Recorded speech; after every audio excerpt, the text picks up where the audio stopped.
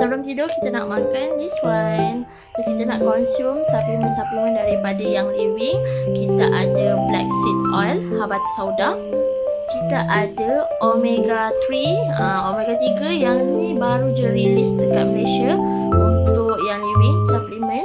Okay, dan this one Nizarin. So jom kita consume. So yang ni 60 ml. Biasa korang dah nampak kan, so selalu consume this one. Yang ni sedap korang.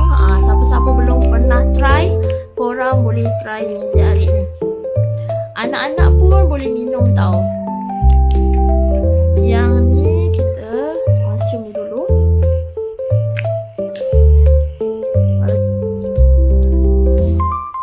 Yang ni bentuk je. Kalau yang living punya omega 3, dia tak ada bawahannya ikan tau.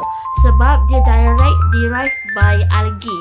So tak ada diambil daripada ikan. So korang, kalau korang makan ni, dia rasa natural taste.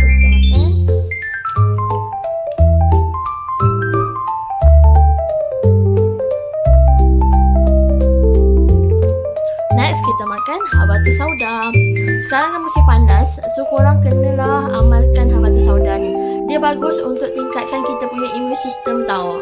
Yang ni dia tinggi dengan antioksidan. Kalau korang selalu tak sihat kan, korang boleh amalkan habatus sauda ni setiap hari.